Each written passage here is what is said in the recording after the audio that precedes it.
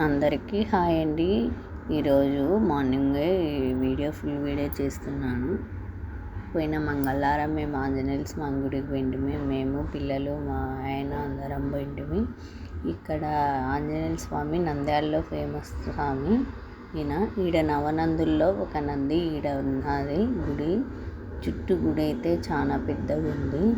మేమైతే ప్రతి సాటర్డే ఇక్కడికి పోతాము. ఈ స్వామి అయితే పెద్దగా బాగున్నాడు. మేము సాటర్డే పోతాము. ఇక్కడ స్వామికి బాగా అన్ని పూజలు చేస్తారు. మేము పిల్లలు కొంచెం ఆరోగ్యం బాగాలేకంటే ఇంట్లో అంతా బాగాలేకంటే పోయి మొక్కుకొని వచ్చినాము. స్వామి అయితే చూడడానికి 2 కళ్ళు చాలు. ఈడ అన్ని దేవుళ్ళు ఉన్నారు. శివుడు, పార్వతి, విఘ్నేశ్వరుడు. నవనందుల్లో ఒక నంది అండి ఉండేది. అందరూ ఉన్నారు. పక్కన వచ్చి నాగలకట్ట, జమ్మి చెట్టు ఉన్నాయి. నాగలకట్ట, జమ్మి చెట్టు రాఘవేంద్ర ఇదండి. నాగలకట్ట, జమ్మి చెట్టు ఉంది. దాని వెనకల రాఘవేంద్ర స్వామి ఉన్నాడు. ఈ పక్కన రామాలయం ఉంది.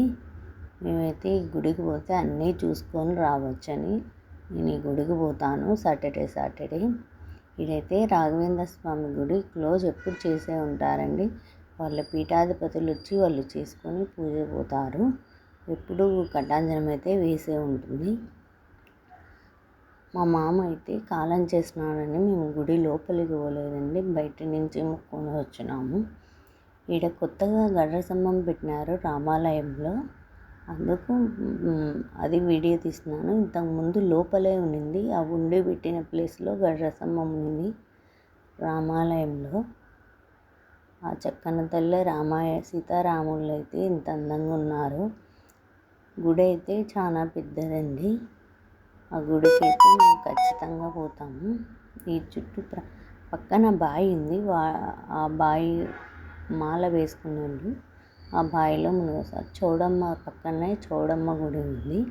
ఈ అమ్మ మహామల్లగల్ల తల్లి ఏదనుకుంటే అది చేస్తుంది. నాకైతే ఇష్టము, పోయి వస్తుంటాను ఆ అమ్మ కాడికి. మేము బయట నుంచే మొక్కున్నాము. వీడియో కానీ బయట నుంచే తీసినాము.